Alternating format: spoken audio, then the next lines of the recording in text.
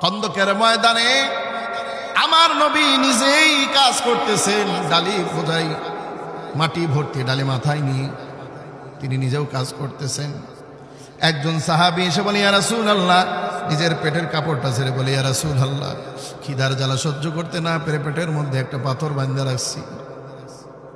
রাসূল নিজের জামাটা তুলে বলেন, সাহাবী, তোমার পেটে একটা পাথর বাঁধা, আমি নবীর পেটে দুইটা পাথর বাঁধা।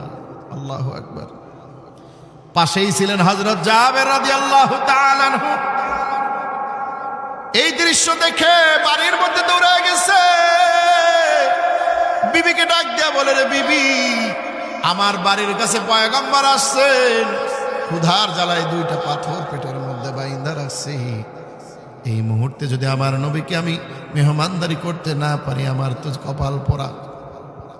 বিবি ডাক দিয়ে বলে, স্বামী রে, ঘরের মধ্যে তো তেমন কোনো খাবার নাই, ওই যে ছাগলের বাচ্চা খাওয়ার মতন এখনো হয় নাই, আর কিছু জবের আটা আছে,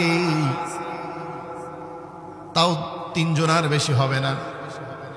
জাবের রাদিয়াল্লাহু তাআলা ছাগলের বাচ্চাটা জবাই করলেন, গোস্ত কেটে বিবিকে বললেন, এই গোস্ত পাক করো আর রুটি বানাও, আমি রসুলকে ডাক দিয়ে নিয়ে আসি।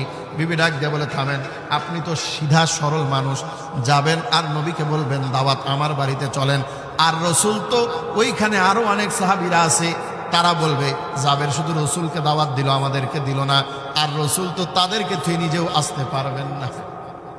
তুমি এক কাজ করো, রাসূলের কানে কানে গিয়ে বলবা, হুজুর আমার বাড়িতে আপনার দাওয়াত, আর খাবারের বিষয়টাও বুঝিয়ে বলবো। জাবের রাদিয়াল্লাহু তাআলা আনহু রাসূলুল্লাহর কাছে গিয়ে বলে, কানে কানে বলতেছে, ইয়া রাসূলুল্লাহ, চলেন আমার বাড়িতে আপনার দাওয়াত। রাসূল সাল্লাল্লাহু আলাইহি ওয়াসাল্লাম শুধু শুনছে আর দাঁড়াইয়া খন্দকের দিকে মুখ করে বলে, ও খন্দকের সাহাবীরা, চলো জাবেরের বাড়িতে দাওয়াত। বলেন, সবার পেটে খিদা, দাওয়াতের কথা শুনলে কি আর থাকে?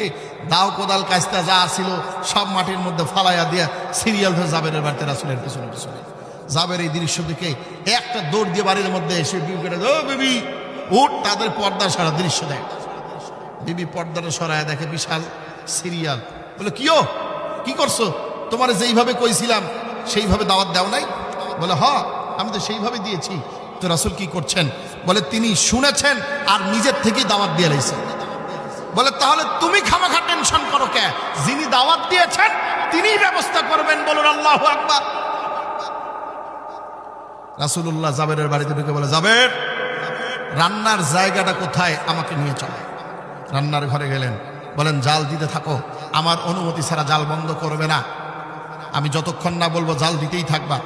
সাহাবাদেরকে বললেন, তোমরা তো অনেক, একসঙ্গে আসলে ঠেলাঠেলি হবে, 10 জন করে আসো। 10 জন করে সাহাবী, 3টা করে রুটি, 3 টুকরা গোস্ত, 10 জন করে সাহাবী, 2,500 থেকে 3,000 সাহাবী খাওয়ার পরেও দেখা গেল একটা রুটি আর 1 টুকরা গোস্ত কমে নাই। আল্লাহু আকবার।